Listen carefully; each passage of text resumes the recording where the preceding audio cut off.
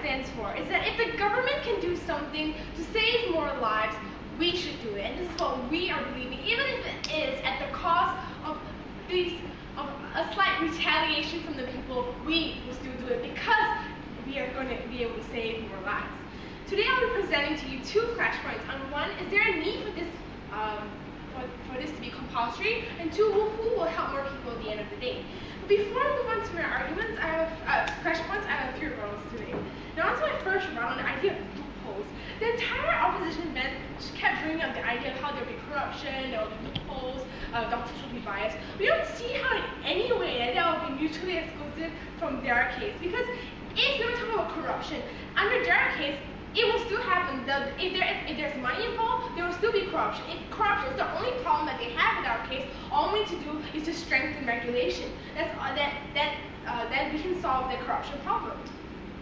And secondly, on the next rebuttal, on the idea of how people will protest because of religion, well, we see that nowadays religion has been modernizing, like how the Pope has allowed the use of condoms, for example, because they understand the idea of how you don't want to have many unwanted babies, because they recognize that problem is more severe, and therefore they have modernized and allowed for the use of condoms. And we see that under this case, religion has been modernizing, and when we explain the idea of how important it is to save the lives of many other more people, then this religion thing will be a problem. But now onto my first question, is there a need for this scheme to be compulsory? Onto the first level, the idea of the problem. People are dying every day, like we have pointed out. One, people are dying every day, the waiting lists are building up, but not enough organs are given out to these people in society. And then secondly, the next problem, the idea of how there's a lack of awareness in society. However, we have 2 levels of response for this. First of all, we talked about how those people that we're talking about those people that can't carry on with their lives because there are a lack of organs. We see it's about the government being able to help these people, and then they should be able to help these people because they can. And to do that, they have to make these things compulsory to save more lives of these people. Secondly, they want an idea of creating awareness. One, we don't think that creating more awareness will work, because if you look at Coney, for example, there are 30 million views on YouTube, but less than 10% of the people showed up for the gathering. So what does this show? Creating more awareness does not necessarily, and people don't really do anything unless they're being forced to do so. And even if we're going to talk about how awareness might work, if awareness works under your case, when you see that with awareness, people will have there will be an increase in donations, while then under our case, with an increase in awareness, there will be lesser retaliation, but only under our case, there will be more, we'll actually have people donating organs in our model. Now to my next idea on how the government will fulfill its responsibility. They talked about how the people will be unhappy if the government will force them to do something they don't want. But we think that, no, the people will be very happy that their family members can actually have the opportunity to survive because they are able to get an organ from someone else. Yes, confirm. You're debating under a perfect mechanism. If we already told you that there's going to be backlash against citizens who believe that you're undermining their freedom of choice, and also religious groups, doesn't this mean that there's going to be significantly lower amount of people who are actually going to donate their organs in the first place? One, if it's compulsory, there will be organs donated.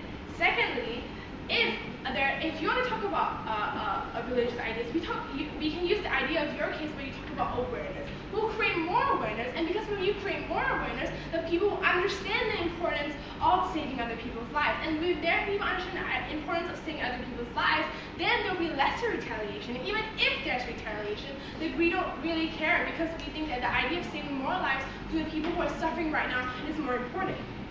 And now it's my next idea on this on how the government cannot take away the right of someone to save the majority. We say that's not true. We have seen many cases in society where the government has done that. For example, there's a Chinese dam that was built in China so that electricity could be provided to the entire state. But because they had to build a dam, some lives of the villages, some villages had to be relocated, and this may have caused inconvenience for these villages. But we see that the government did that because they understood the importance of how the rest of the state should have these efficient electricity, should have power so that they can function as a country. We also have seen how in India the government had to clear one village to ensure the ease of transport of food into society. Governments have done that in the past, and we see that this time there's no difference because they understand the importance of saving the lives of many, many others in society. now on to my next flashcard on the idea of who will help more people in society.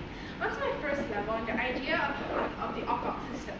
Yes, if you want to talk about how the opt-out system may have increased the amount of donations in society, but the thing is that it is not enough. There's still a long list of still a long line of people in the waiting list waiting to receive their donations. Some people can wait until over 7 years before they are able to receive a donation, an organ donation, and we think that some people cannot wait that long. And in order to do it, we have to make these compulsory. Yes. We've seen cases when there are mandatory laws, such as mandatory conscription, for example. But we've seen cases of robbery, where people do not willingly accept that law and instead don't go there and become a soldier.